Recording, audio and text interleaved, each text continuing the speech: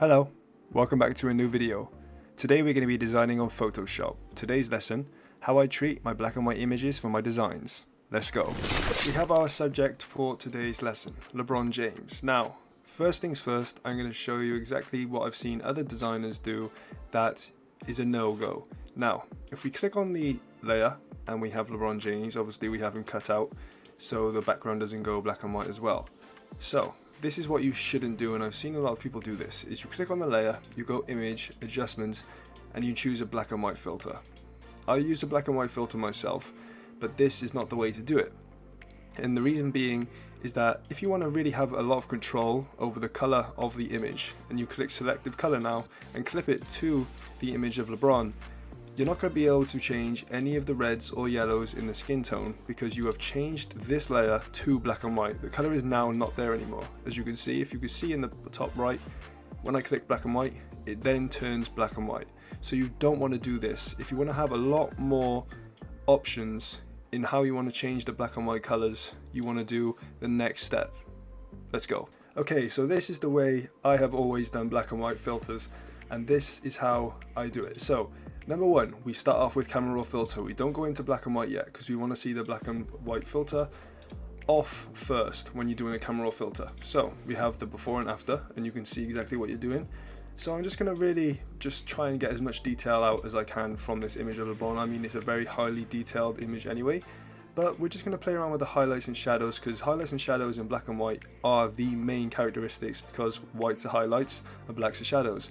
Black and whites, they're the main protagonist within this specific lesson. So we're just going to put the texture up a tiny bit more. I don't really use clarity, so I'm not going to use it for this one.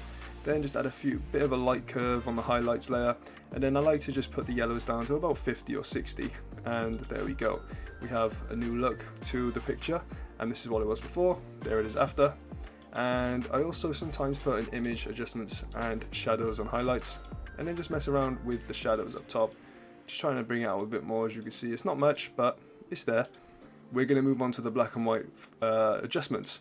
So first things first, always put the black and white adjustments on, and then obviously clip it so the background doesn't go into the black and white as well, and we can really see exactly how much it's changing. And also, sometimes I leave it as default, and sometimes I'll mess around with it a bit. Let's have a little mess around for now and see what we can do and make it look like, I mean, we want to get some more whites in there, get the shadows out, and really have a really big contrast, as I like a lot of contrast. Next thing I do is curves. I go down to default, and then I normally use linear contrast, and that I'll normally just leave it as that. Linear contrast has always done the work for me, and I always like how it looks. And then next step, levels. I normally go on to increase contrast and then play around with the opacity a bit. Normally I'd go to about 30 to 40%. It's not a big margin, but as you can see, it's just a tiny little detail on the jersey down here. And then next step is the most important part, and one that I spoke about on the before with the selective color. You'll see exactly what I'm on about now. When we use selective color this time, because we haven't used black and white on the actual layer and we've used it as an actual adjustment layer and clipped it on, we can have so much more access to the color of LeBron's skin when it is black and white. So as you can see, if I move the sliders back and forth, you can see that it's changing already, and it wasn't changing before. You have so much more option in what you want this to look like now rather than the first option. So let's just mess around with this a bit, and I'll speed this up so you don't have to stick around and watch. So we've done that selective color. As you can see, there's not a huge change, but you can always bring out a whole lot of highlights and shadows on different types of images. So just because it doesn't show a lot on this one doesn't mean it's not going to show a lot on a different type of image. I mean, if this one has, like, the lighting, as I said, is really good in this one. In any case, like, it brings out the highlights on the forehead and the shadows underneath the neck and the beard anyway. It's pretty much there. But if you have a really dark image or a really light image, selective color on a black and white filter is a godsend. So we're pretty much done now. One thing I really like to do as well is just match the background a tiny bit more. So as you can see, we've just got these hints of blue in the background. So we're going to put a color balance layer on top of the black and white layer, clip it on, of course, so it only hits this.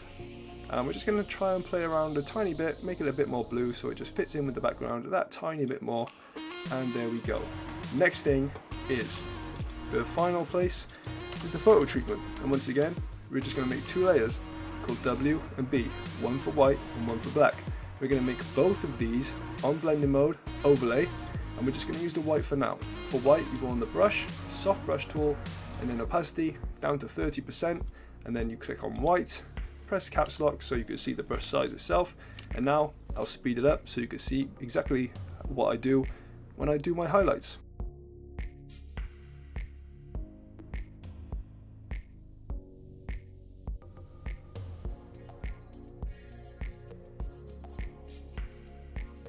And then we move on to the black layer. We then obviously do the same thing, but we go into black, and then what I like to do then is move the opacity down to about 15 to 20%, and then we just go over the shadow layer. Once again, I'll speed this up so you don't have to just watch me sit here for like 5 minutes and do this.